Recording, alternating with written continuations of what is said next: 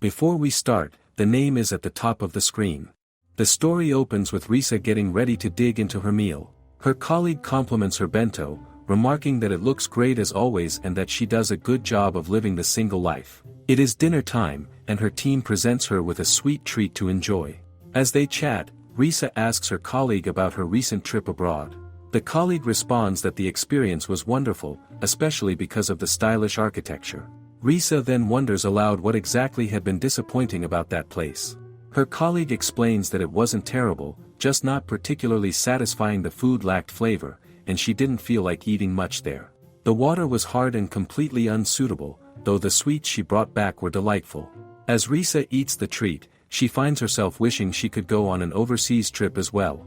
At 22 years old, she feels a twinge of envy toward her coworkers who frequently travel abroad. Just an ordinary office lady at least, that's what she believes herself to be. Everything changes only a few hours later.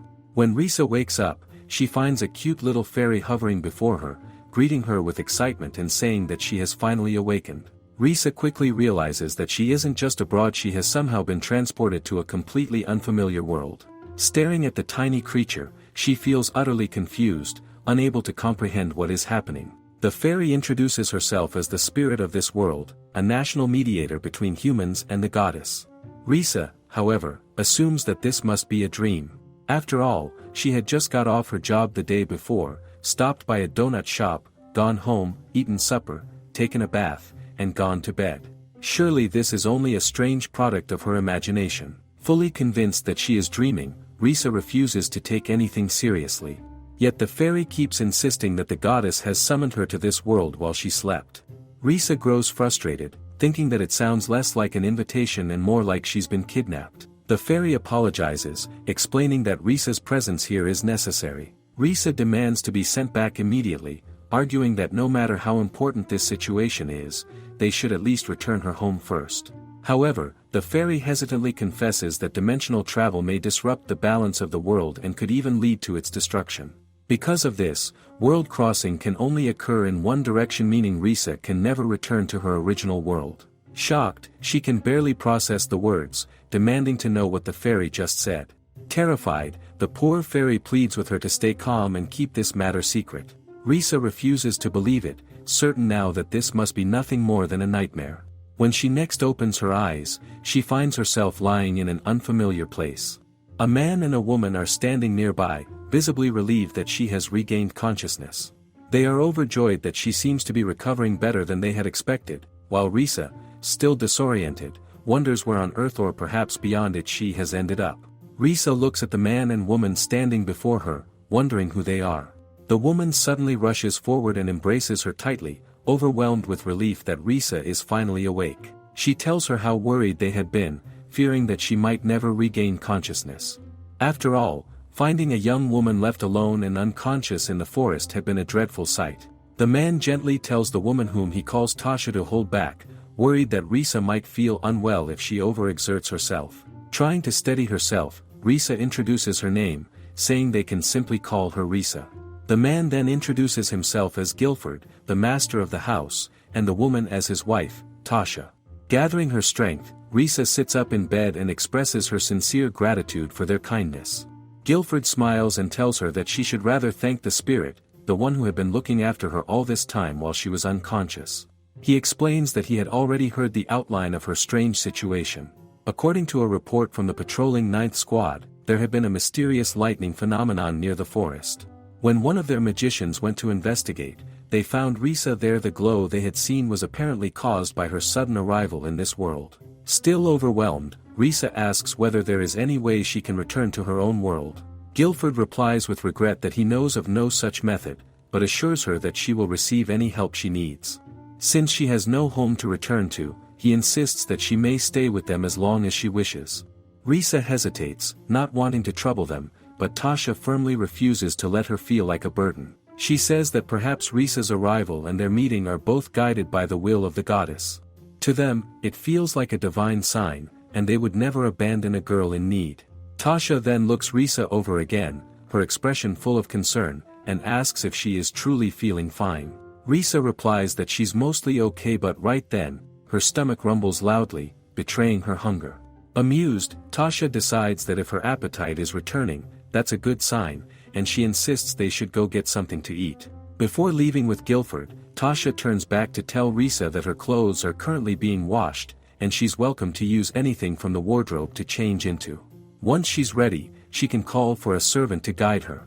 With that, the couple leaves the room, closing the door behind them. Left alone, Risa finally begins to absorb the reality of her situation. The fact that she has been transported to a parallel world is almost too much to comprehend.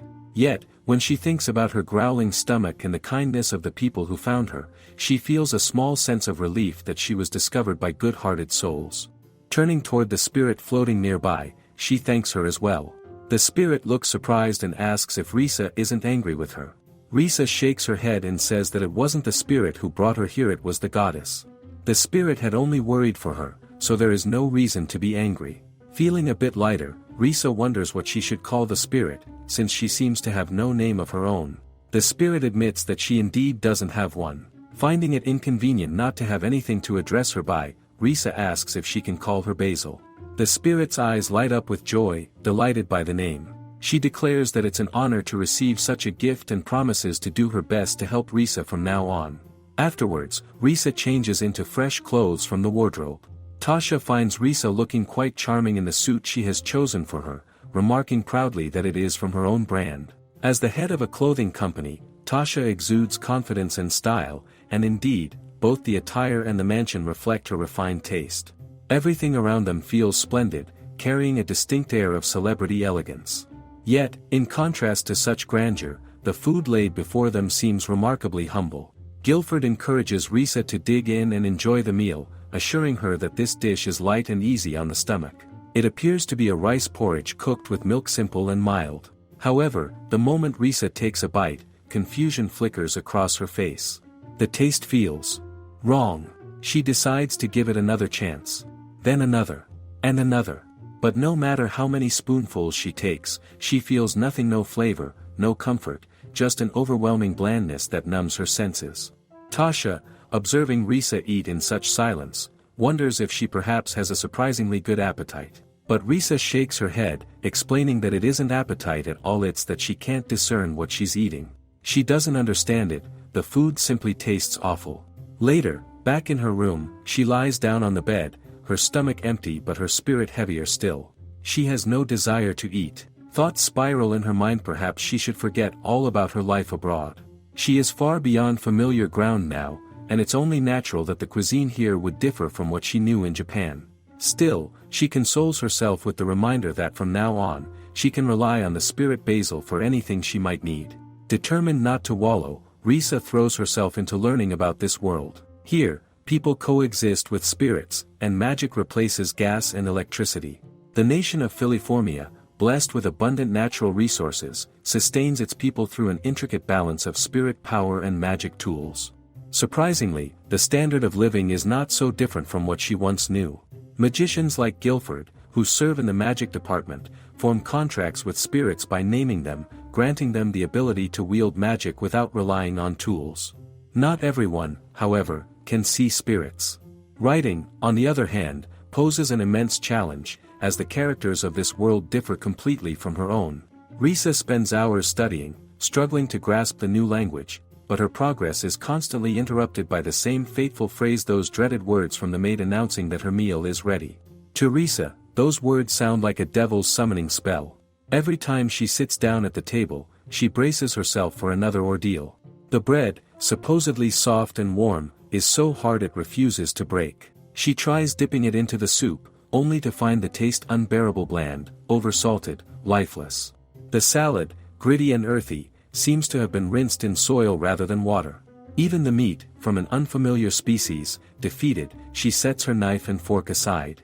Tasha's voice cuts through the heavy silence, asking if something is wrong if Risa has no appetite. But how could she explain?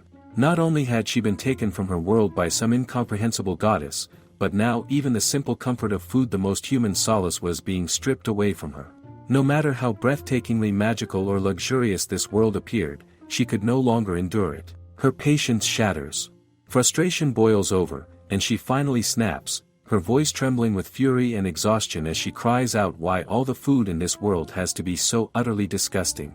It is the evening of the 7th day since she first began tasting the cuisine of this world, and Risa, utterly defeated, has reached her breaking point. Both Tasha and Guilford stare at Risa in confusion. Risa herself is stunned that she actually said it aloud. The maid, flustered, immediately begins apologizing profusely, insisting that they must have made some mistake while preparing her meal. Flushed with embarrassment, Risa waves her hands frantically and shakes her head. No, it's not that, she insists, her cheeks burning. She apologizes in turn, explaining hurriedly that she didn't mean it in a cruel way. It's just that the food in her own world is very different, and she hasn't yet grown used to the flavors and ingredients of this one. Guilford listens thoughtfully, he nods in understanding. Now that she has said that, it makes perfect sense to him. With genuine curiosity, he asks what kind of food her world. Risa explains that it's not the entire world she's referring to, but her homeland in particular. Their staple food, she says, is rice and noodles, in addition to bread. They use seasonings like soy sauce and miso, and often enjoy sweets and various side dishes.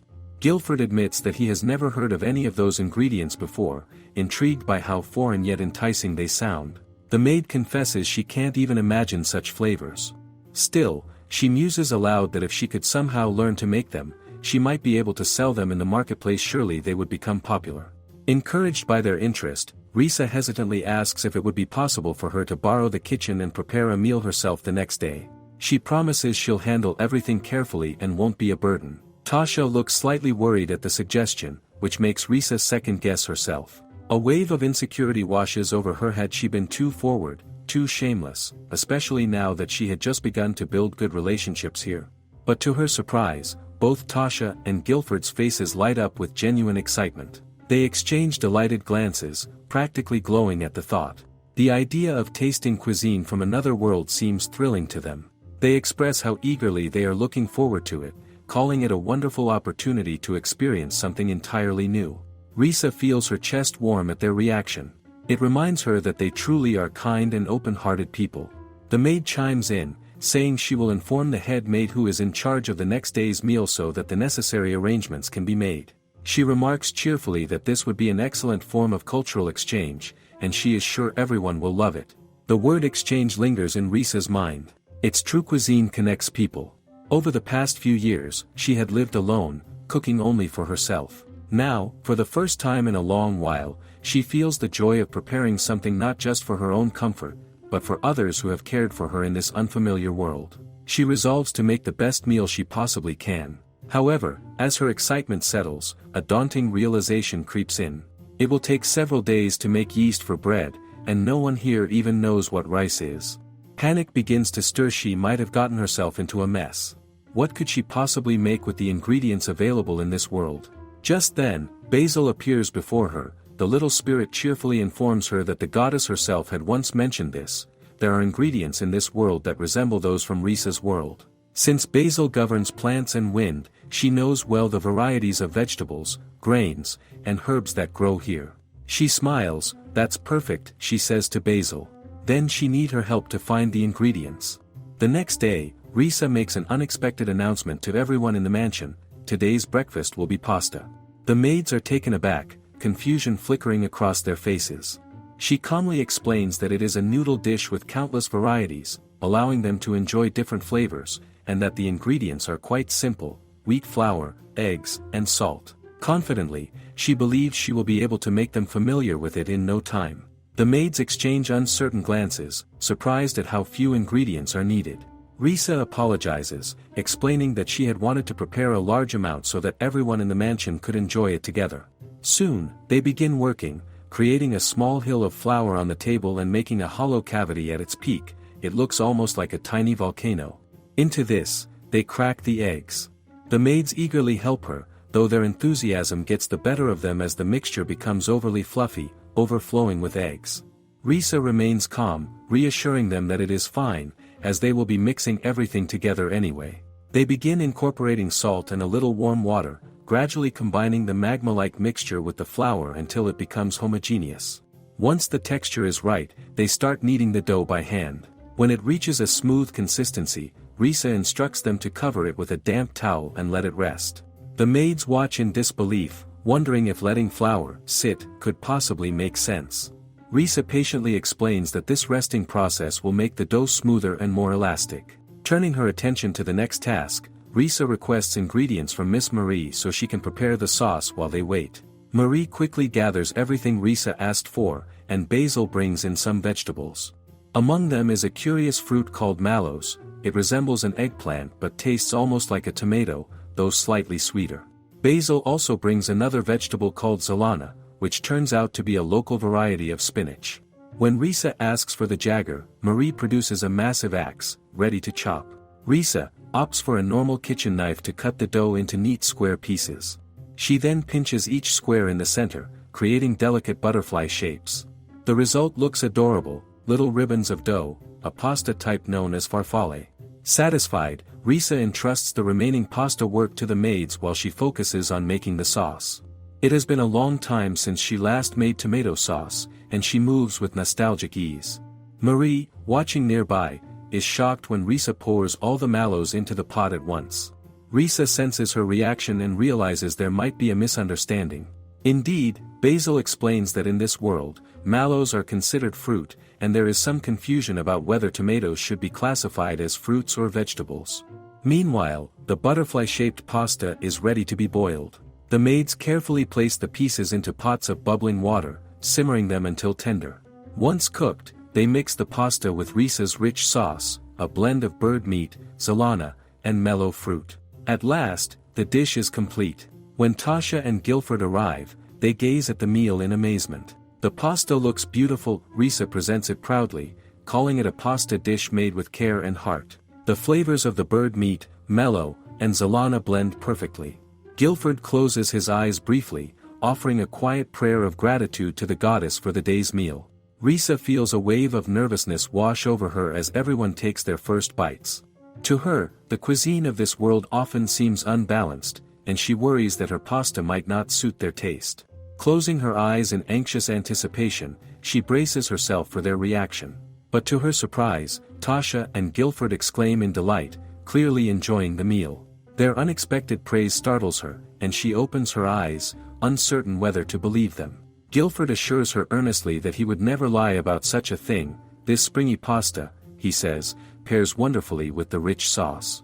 It is, in fact, their first time tasting marlow prepared in such a way. Marie joins in, complimenting Risa on how well she has done. Risa quickly redirects the praise, insisting that it was thanks to everyone's help. Tasha, grinning, urges her to taste her own dish before it grows cold. Yielding to her insistence, Risa takes a bite. The familiar flavor spreads through her mouth, and she exhales softly, a wave of nostalgia and relief washing over her. It's a simple tomato-based pasta, yet the taste feels deeply comforting, a fragment of home brought to another world. Watching the others eat with such joy and satisfaction moves her. Guilford even nudges Marie playfully, encouraging her to stop hesitating and join them in the meal. As Risa watches them, she reflects quietly that cuisine is more than nourishment, it is an exchange, a bridge connecting people through shared warmth and pleasure. For days afterward, the entire mansion experiences what can only be called a pasta boom. Morning, noon, and even dinner, pasta dominates every meal. While amused by their enthusiasm, Risa realizes that she must recall more recipes quickly, or they might tire of eating the same thing. The next day, she begins experimenting with a new idea. Discovering that they possess yeast in this world fills her with joy. By fermenting some of the local fruits, she believes she can create soft, fluffy bread. If only she could find rice, she thinks, she would have all the staple foods from her own world. Basil, however, informs her that rice here is used primarily as cattle feed and isn't available in the market. Risa sighs wistfully, wishing she could get her hands on some, but accepts that for now, there's nothing she can do. Her goal remains simple, to bake soft, delicious bread using the yeast she has cultivated. Several days pass, and the demand for pasta around the mansion continues. While waiting for her bread dough to rise, Risa packs a few homemade cookies as a snack and decides to take a stroll through the city with Basil. Risa wanders through the town streets, the scene before her feels like something out of a movie. The architecture, the chatter, she realizes how refreshing it feels to finally be outside after so long confined within the mansion. Basil too seems to enjoy the outing, having just arrived in this world not long ago. Risa had never dared to explore it before. But now, a quiet sense of adventure stirs in her. After all, she reminds herself, she's in another world, she might as well experience it fully. A sudden gust of wind sweeps past, and to her surprise, her hat lifts off her head and tumbles down the street. Both Risa and Basil chase after it. Basil finally manages to catch it, holding it triumphantly. Risa thanks her with a smile. As she adjusts her hat, she notices the street they've wandered into. There's something distinct about it, the air feels heavier, filled with an unseen presence. She looks around and realizes that the place is teeming with spirits, their faint energy shimmering softly around the old buildings. Basil explains that ancient streets like this are comfortable for spirits to dwell in. Risa, visiting this area for the first time, feels a strange pang of nostalgia, as though she's been here before. Her gaze drifts to one particular house nearby. Its design catches her attention. It's quaint, with a welcoming air, and as she peers inside, she notices a table near the window. It looks like a small eatery, quiet and abandoned but charming in its simplicity. Before she can wonder further, a voice from behind tells her that the building used to be a bar, one that went out of business quite some time ago. The town is prospering, its streets lively with trade and chatter, though the manager of one particular shop has recently fallen ill. She stops to ask this young woman if she happens to be a neighbor. The girl smiles and explains that this is Silas' magical tool store, a workshop where she, Candling Angelica, helps craft and repair all manner of magical tools, taking orders from simple restorations to custom creations made from scratch. Risa thanks her politely before the girl waves goodbye and disappears back into the shop. Curious, Risa lingers for a moment, realizing that it's a tool workshop, a place where even the vendors seem busy crafting useful items.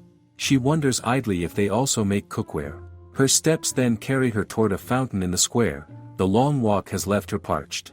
Around her, small stalls line the path, selling an assortment of goods, from trinkets to drinks. One sign catches her eye, 3 real a drink. It's roughly 100 yen, she calculates, and the beverage looks refreshing. Without hesitation, she buys one and takes a sip. The taste, however, is entirely unexpected, something like grapefruit juice oddly mixed with fermented natto. She grimaces slightly at the strange flavor, but before she can collect herself, she collides with someone, spilling the drink all over them. Startled, Risa immediately apologizes, asking if the person is all right. When she looks up, her eyes meet those of a strikingly handsome man. In an instant, she realizes that the sticky drink has splattered across his clothes that look distinctly like a uniform. Mortified, she apologizes again, flustered and red-faced. The man, however, insists that it was his own carelessness. Still, Risa feels responsible. She insists that she will pay for the cleaning, thinking there must surely be some kind of laundry or cleaning service in this world as well. But the man assures her that there's no need to trouble herself. Even so, Risa cannot let him leave without offering something. She quickly retrieves a small packet of cookies from her bag, explaining that it may not be much, but she hopes he will accept them as a token of apology. She bows deeply before stepping aside. As the man walks away, he glances down at the small packet, muttering to himself that she's quite a strange woman. Still, his curiosity gets the better of him, and he opens the packet, examining the unfamiliar cookies inside. Later that evening, back at the mansion, Tasha exclaims with delight that tonight's dinner is particularly wonderful. The bread, soft and fragrant, is her favorite part. Risa feels relieved and happy to see their enjoyment. Guilford, seated at the head of the table, remarks that he heard she went out for a stroll earlier in the day. Risa nods and tells them she visited many different stores. She admits she has begun to consider finding a place to work. Both Tasha and Guilford exchange a look of surprise. They remind her that she already helps in the kitchen and that they would gladly pay her for it. But Risa gently refuses, explaining that they have already done so much for her, she cannot accept more. She tells them that she is no longer afraid of this world and wishes to live peacefully within it. It's thanks to their kindness, she says, that she now wants to find something meaningful she can do on her own. Tasha smiles and assures her that if that's what she desires, they will help her in any way they can. Guilford then asks if she has anything in mind. Risa tells that in her previous life, she was an office worker, though she is still learning to read and write in this world. For now, she is thinking of doing something food-related. Both Tasha and Guilford nod in approval. They agree that it's a wonderful idea. The dishes she prepares are so unique and delicious that they would surely sell well. Tasha insists that Risa should open her own store. After all, with her talent, it's only natural that she should. However, there's one obstacle: the paperwork. To officially start a business, Risa would need to provide documentation, family history, and proof of residence, none of which she possesses. In the eyes of this world's records, she doesn't even exist. Tasha, however, dismisses this concern lightly, saying that such a problem can be solved easily so long as Risa herself doesn't mind. The very next day, Tasha makes a bold announcement before everyone: from this day onward, Risa is her adopted daughter. She proudly introduces her, asking everyone to welcome Risa into their family. The declaration leaves Risa trembling, overwhelmed by emotion. It feels far too much for her, too generous to accept. But Guilford only laughs warmly, assuring her that there's no need to worry. They have no children of their own, he says, and would be glad to have her as part of their family. Moved, Risa bows deeply, smiling through tears as she tells them that if they don't mind having such a simple and clumsy person like her, she'll gratefully accept their kindness. To the household staff, her words sound more like a cheerful declaration than a humble acceptance. And so, through the family's influence and connections, Risa is officially registered as a legal resident of the kingdom. Soon after, things begin to move at a remarkable pace. Through Tasha and Guilford's support, she becomes the owner of her very own shop, and from that point on, her life begins to change rapidly. One day, a man visits them, expressing how happy he is to finally meet Risa. Tasha smiles as she greets him. She introduces him as her brother, Alex, and remarks that she's glad to see him in good spirits. Alex, surprised to learn that his sister and brother-in-law have adopted a daughter, smiles and warmly welcomes Risa to the family. Then, turning to business, he asks her what kind of store she's planning to open. Risa admits that she doesn't have many concrete ideas yet, but she did notice a beautiful old building in one of the alleys branching off from the town square. She had heard it used to be a bar. Tasha explains that Alex is the head of the Ashley Company, a large firm that deals in everything from food and trade to real estate. Through him, they can easily arrange both the shop and the necessary supplies. Encouraged, Risa asks Alex if he can procure one particular ingredient: rice. He wonders if she's referring to the kind used as cattle feed. When she confirms, he says that he can indeed get some if that's what she wants. She clasps Tasha's hands, exclaiming with trembling excitement that she finally has rice again.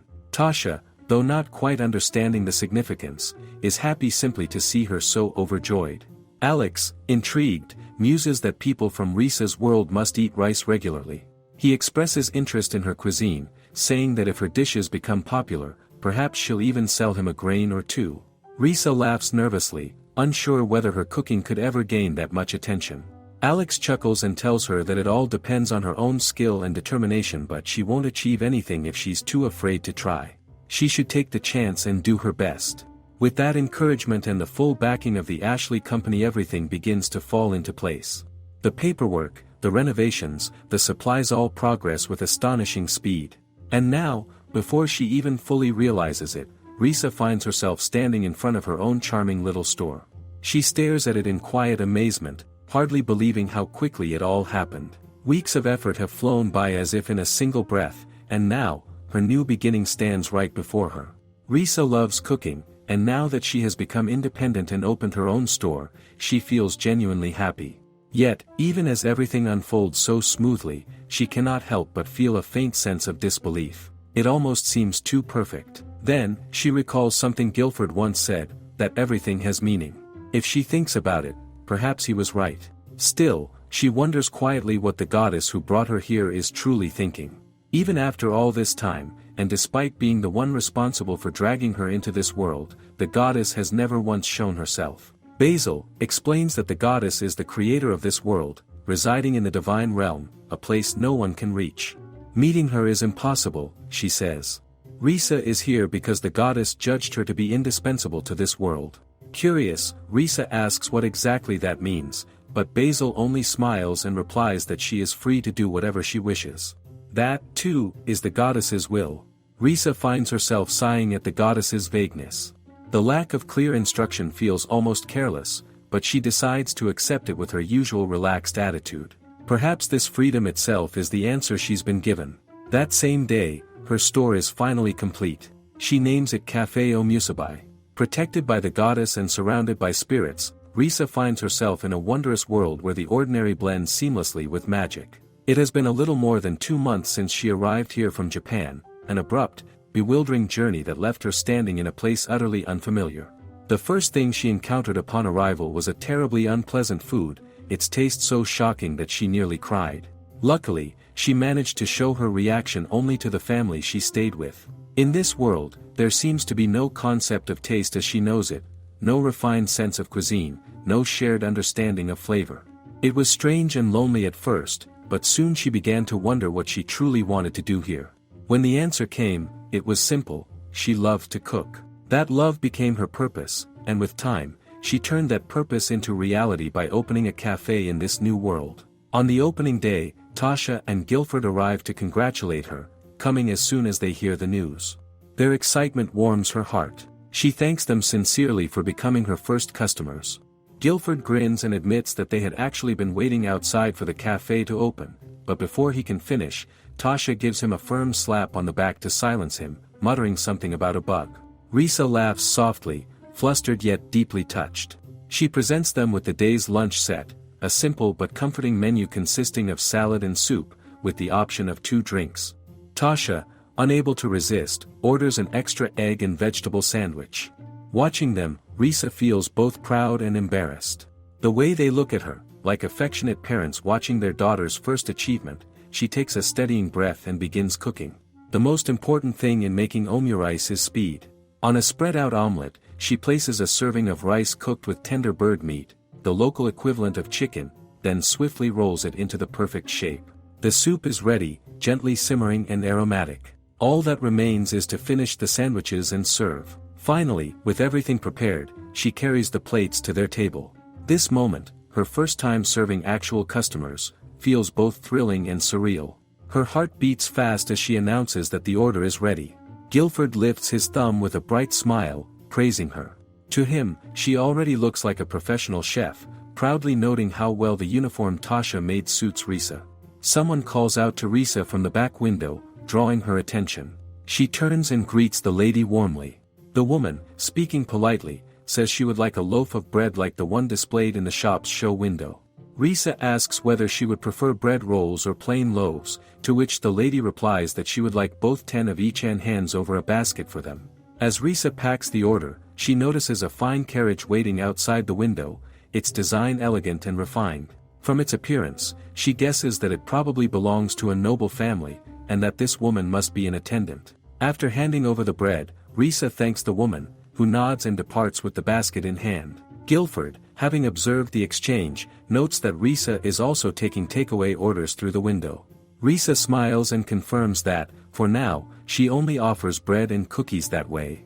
Tasha, meanwhile, glances out and recognizes the carriage at once. It belongs to Adelie, her childhood friend and also Guilford's cousin. She recalls how she had been boasting about Risa's bread the last time they met, so she must have come personally to buy some. Risa, curious, asks if Adelie is some kind of noble. Tasha laughs and explains that she is, in fact, the queen of their country. The revelation nearly makes Risa drop what she's holding in shock. Tasha adds reassuringly that Adelie is an easygoing person, but appearing in public too often is not advisable for someone of her status, so she chose not to introduce herself formally today. It is only then that Risa begins to realize the full extent of the family she has become part of. On the very first day of her cafe's operation, she unknowingly served a member of royalty an oversight that would soon have unexpected consequences. The trouble begins the very next morning. A large crowd gathers outside the cafe, and the line stretches far down the street, filled with people eagerly asking for bread and cookies. Risa stares in disbelief, wondering why there's such a rush so early in the day and if Tasha might have done some secret advertising. The truth, however, is far more surprising. Rumors have spread throughout the entire shopping district. People are saying that a royal carriage was seen stopping in the narrow alley by Risa's shop. The royal crest on the coach made it unmistakable, and the word quickly spread that representatives of the royal family had visited the cafe. Angelica, one of the locals, explains excitedly that it has become the talk of the whole town. Everyone believes that bread from Risa's shop is now being delivered directly to the royal table. She adds that even without the rumors, Risa's bread is delicious enough to sell out on its own. Risa tries to take comfort in that thought, though the sudden rush of fame has taken her completely by surprise. Because of the unexpected royal endorsement, her bread begins selling out within hours each morning. The next day, and the one after that, the same happens again. Everything vanishes from the shelves before noon. When she later shares her recipe with the Ashley Company, their sales begin to rise steadily as well. Overwhelmed, Risa exclaims that at this rate, her cafe is turning into a bakery rather than the cozy little cafe she had imagined. Basil remarks that it's a good thing at least the products are selling. Risa agrees, but sighs that once the bread is sold out, no customers come in, leaving the cafe strangely empty afterward. She can barely keep up with the constant bread making, not to mention serving the customers herself. Just at that time someone enters the shop and inquires, having heard that she sells cookies there. She turns to the man, apologizing that they are out for the day. She immediately recognizes him as the same man from before. He explains that he had seen someone eating these cookies at work, learned they came from her store, and thought he would like some as well, though the previous scene had seemed so loud. She feels a quiet satisfaction, realizing that the cookies had been to his taste. The man admits that it was his first time trying something like that. The taste hits hard, yet the texture is airy, sweet, and fragrant, a curious flavor he cannot tire of, no matter how much he eats. He believes it is what they call tasty. She observes him closely, noting that he appears like the type of person who might be a food critic. Curious, she wonders if he has a sweet tooth and asks whether he enjoys sweet foods. He replies that he has not eaten enough sweets to know if he likes them. She invites him to stay and taste a new product she is presenting, explaining that it is a trial batch of sweets, and she would greatly value his feedback. The man accepts the offer and begins tasting the treats. She notes silently that he is the type of man who could look handsome no matter what he does. He remarks that the sweets are not as sweet as cookies, yet he enjoys them on their own, appreciating the topping as it complements the tea. She informs him that the white one is gray whipped cream, and the red one is jam, asking which he prefers. He replies that he likes both, though he slightly favors the white one. She feels herself losing composure, admitting aloud that she prefers the cream one too, apologizing for speaking so familiarly to a guest. He reassures her that he does not mind, reminding her that they are of the same age.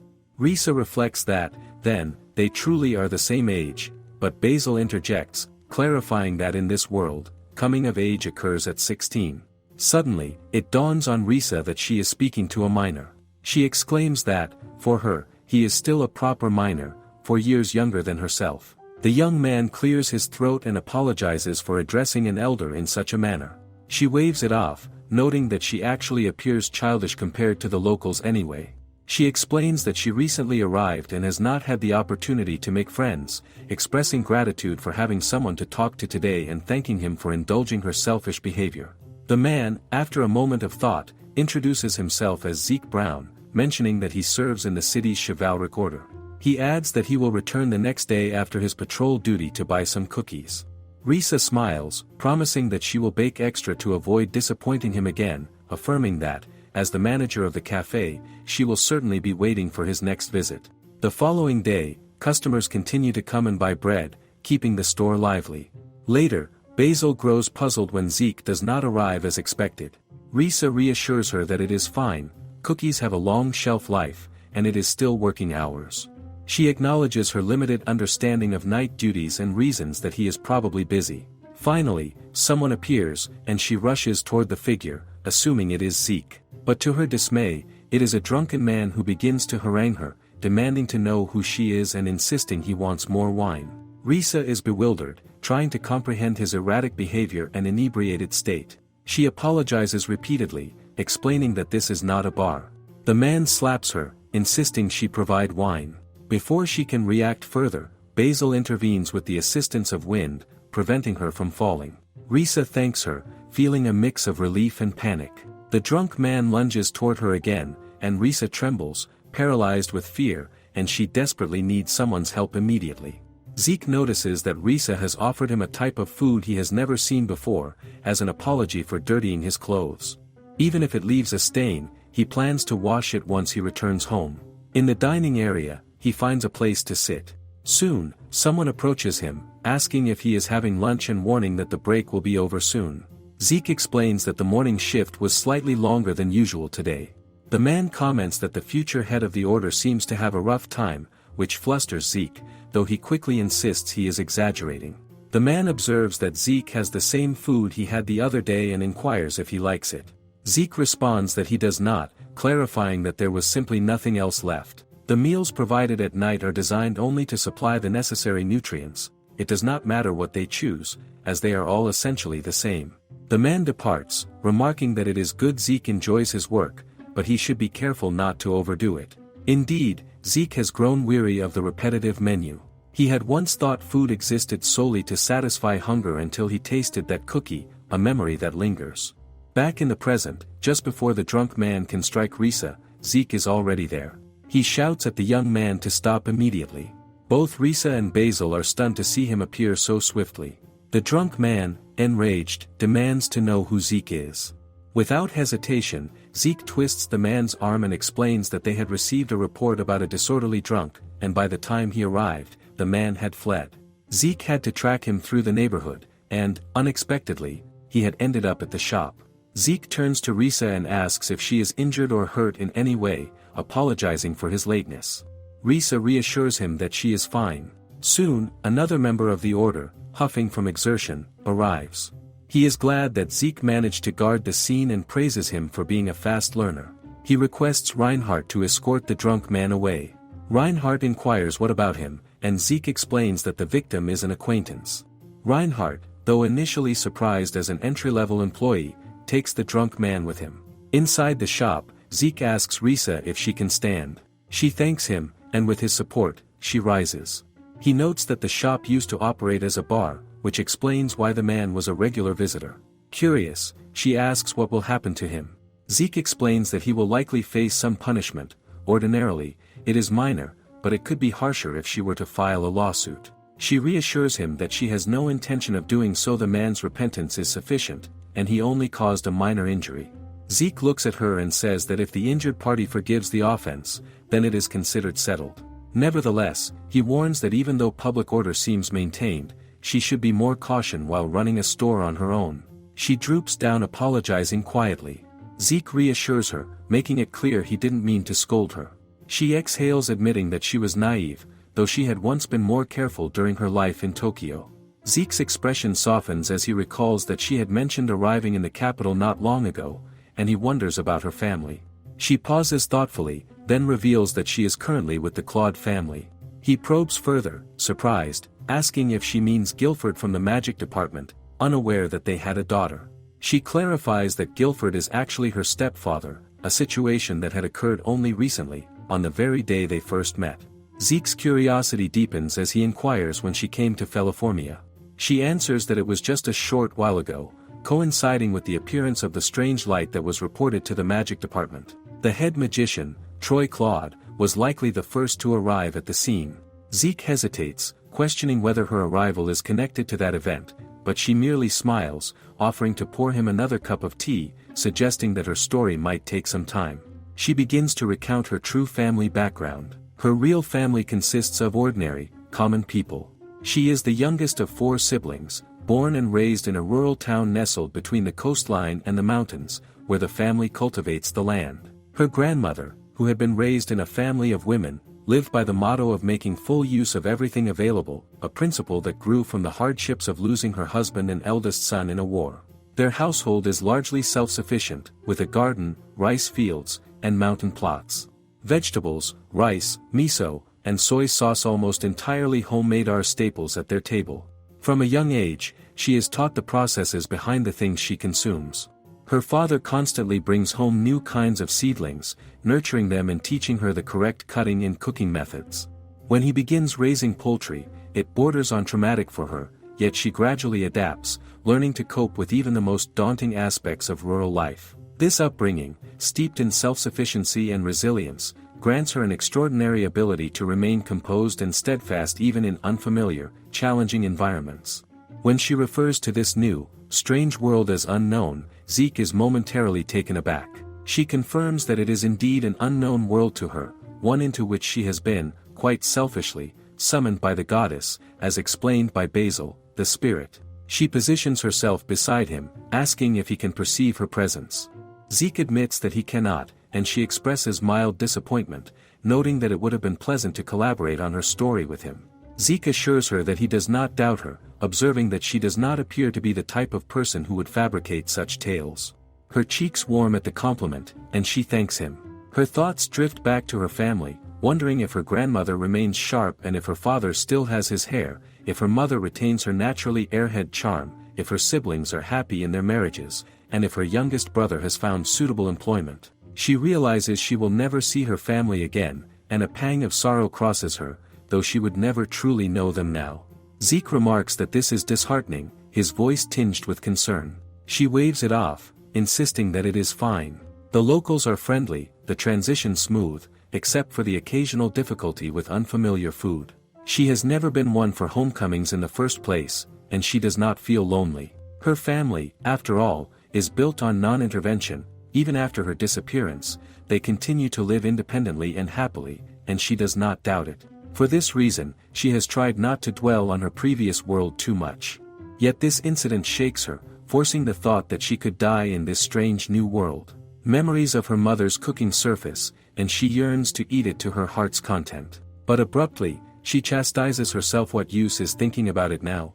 Frustration rises, and she apologizes for dwelling on it, admitting that the lingering smell unsettles her. Noticing that ingredients are left exposed, she quickly hurries to tidy up, asking Zeke to wait as she prepares to bring him some cookies. He rises, insisting that he will help, though he wonders quietly whether assisting others is not already his duty. She, however, refrains from carrying too much for the moment. Basil, observing her, addresses her as master, to which she responds with gratitude, emphasizing that she does not truly feel lonely, for there are kind people in this world. At the kitchen counter, Zeke notices the flour she uses. It appears to be ordinary wheat flour, the same type sold everywhere.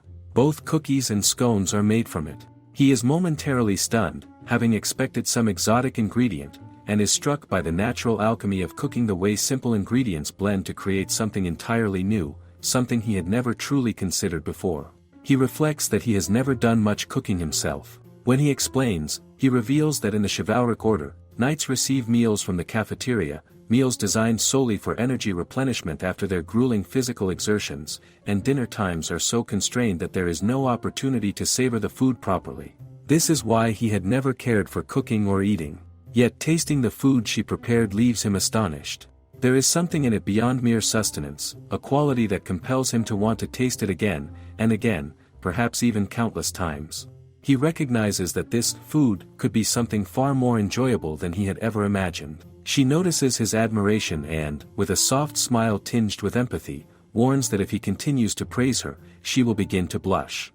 She also expresses her belief that good food enriches life and assures him that he is welcome to visit anytime, hinting that she plans to create many new sweets. Zeke responds that he will look forward to it, but humbly adds that he hopes to come not merely as a customer, but as an employee in her store. The suddenness of this proposal literally stuns her. She hesitates, questioning what this would mean for his duties in the chivalric order. He replies calmly that he will resign. She wonders whether he is concerned about the crime rate in this area. He acknowledges it but emphasizes that he does not wish to remain a guard. He wants to cook, to create dishes like hers, to inspire someone through his own hands. Bowing earnestly, he pleads with her. The fear she had felt from the thought of a potential drunkard attack vanishes completely.